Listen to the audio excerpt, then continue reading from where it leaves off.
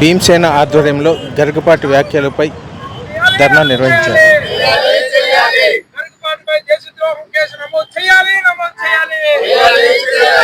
భారతదేశంలో మెజారిటీ ప్రజలు సగభాగంగా ఉన్న మహిళలతో సహా మెజారిటీ ప్రజలకు చదువు లేదు.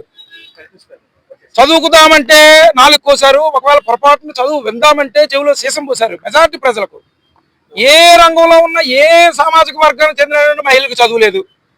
చదువు వద్దన్నారు. చదివితే వాడు ఈ సమాజంలో బతకడానికి వీల్లేదు. 1950-51 కాలంలో మాత్రమే ఊరికి ఒక పాఠశాల వచ్చింది. ఆ పాఠశాల కుల మత ప్రాంతాలకు అతీతంగా ఆ పాఠశాల నిలవబడింది. దాని కారణంగా ఈ రోజు దేశం మొత్తం జనాభాలో ఒక 30-40% మంది ప్రాథమిక విద్యనే అందుకోగలుగుతున్నారు. ప్రభుత్వ పాఠశాలలో చదువుతున్న పిల్లలు పోషకాహార లోపం ఉంటుందని, ముఖ్యంగా వాళ్ళకి మాంసకృతుల లోపం ఉండి అనేకమైనటువంటి జబ్బులు పడుతున్నారని తమిళనాడు ప్రభుత్వం ముందుగా గ్రహించి దీని నివారణ కోసం అంతకుముందు స్వాతంత్రం రాకముందే అక్కడ ప్రభుత్వం అంటే కాంగ్రెస్ పార్టీ నిర్వహించినటువంటి మధ్యాహ్నం స్కూల్స్ లో మధ్యాహ్న భోజన పథకం అనే ఆలోచన తమిళనాడులో ముందు పుట్టింది.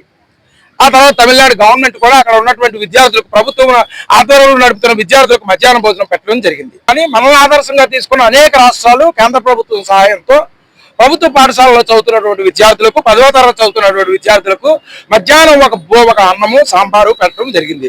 ఈ నేపథ్యంలో జరిగినటువంటి సర్వేల్లో మాంసకృతుల బారిన ఎక్కువ పిల్లలు పడుతున్నారని సంగతి తెలుసుకున్న తర్వాత వీళ్ళకి ప్రతిరోజు ఒక గుడ్డు ఇవ్వాలని, అంటే శనివారం తప్ప ఆదివారం సెలవు, వారంలో 5 రోజులు ఎగ్ ఇవ్వాలని ప్రభుత్వం తీర్మానం చేసింది. దానికి అయ్యేటటువంటి ఖర్చు, ఒక విద్యార్థికి అయ్యేటటువంటి ఖర్చు ₹6.50.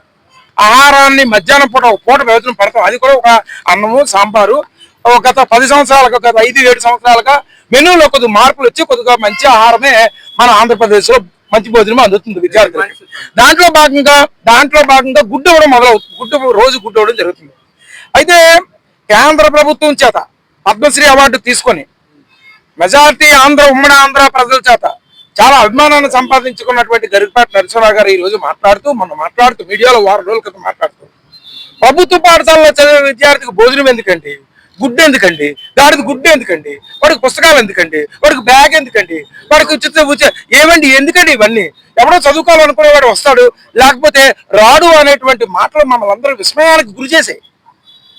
కేంద్ర ప్రభుత్వం మరి ఏ గొప్ప ఉద్దేశంతో మీరు ఈ దేశానికి పద్మశ్రీ అని చెప్పిన మిమ్మల్ని మీరు ఎంత అనాలోచితంగా ఈ దేశంలో ఉన్నటువంటి ఆకలితో ఉన్నటువంటి విద్యార్థులకి ప్రభుత్వం ఎంత గొప్పగా ఆలోచించి సదుద్దేశంతో మధ్యాహ్నం భోజనం అందించి వాళ్ళకి కనీస పోషకాహార విలువలు ఇద్దామన్నటువంటి లక్ష్యాన్ని మీరు గుడ్డెందుకు గాడిద గుడ్డెందుకు అంటున్నారంటే మీ ఎప్పుడు